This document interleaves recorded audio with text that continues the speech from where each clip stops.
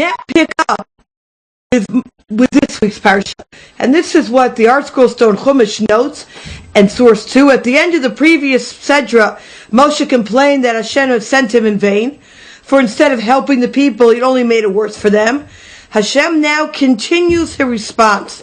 He speaks harshly to Moshe, comparing him unfavorably to the patriarchs who maintain their faith without complaint, even though they are not privileged to see the fulfillment of God's oath to them.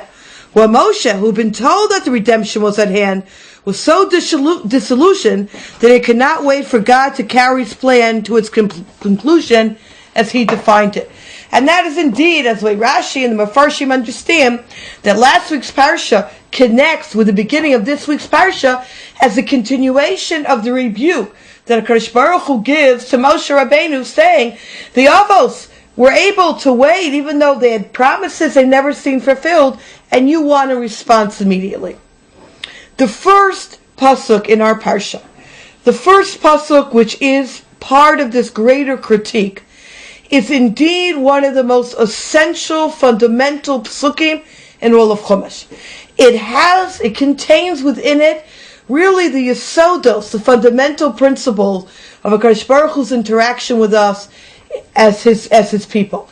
And as I've said almost at every shir, there's a tremendous amount of ideas and information. We're just going to hone in on a few, but there's a tremendous amount to learn. Let's learn this one pasuk, which seems at face value to be very simple, but as we uncover its depth, we'll understand that it's replete with tremendous amount of deeper meaning.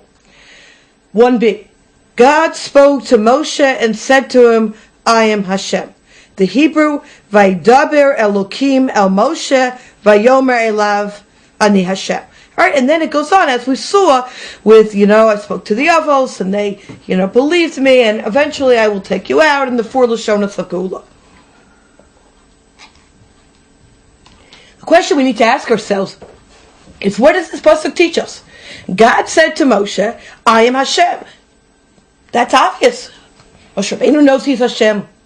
People know he's Hashem. It would have been enough for HaKadosh Baruch Hu to just begin.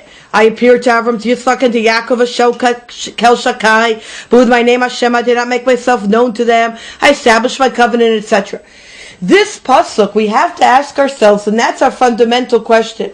What is this pasuk coming to teach us? What is here that I wouldn't have known unless this pasuk was here? Vaydaber Elokim El Moshe, to tell him Ani Hashem. And further, how is this pasuk where Hashem says to him, I am God?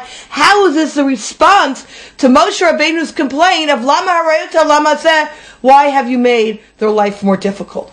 And I want to try to unveil this in the different layers, different meanings of what this pasuk has to teach us. Immediately, what strikes our attention, and the Shvilei Pinchas points this out in source number 3, is that the pasuk utilizes 2 different names of Hashem. We have Vaydaber Elokim. Dibur in itself is a harsh language. Elokim, we know, is the midah of din, the attribute of justice. Vayomer Elav, and Amira is Belashon Raka, is softer. Ani Hashem, and the Hashem, the Yud Kei Vav Kei, is the Midas Harachamim, the aspect of mercy. So this one pasuk is saying, God spoke to Moshe in a very harsh way, the manifestation of din, of judgment, and turns to Moshe and says, I am the God of Rachamim, I am the God of mercy. And we have to understand, how do we explain this change between harshness and softness? The first approach which I'd like to take is the approach that Shvilei Pinchas brings, and then to elaborate on it based on the Rav Reis's Sefer, Mirosh Suri. He quotes here the idea from the Maggid of Meserich, who says this pasuk of Vaydaber Elokim Moshe, source 5, Vayomer Elav Ani Hashem, is similar to the pasuk in Tehillim Pei Daled Yud Beis of Ki Shemesh Umagein Hashem Elokim. The sun is like a shield. Hashem Elokim, again the 2 names of God. So the question is, well, what's the connection between our pasuk and that pasuk, aside from the 2 names of God, even though they're in a different order? So the Maki continues based on the idea from the Arizal, where the Arizal says, Ki im haya Kadosh Baruch Hu mitgalel l'nivraim bimlo oro hagadol v'bahir.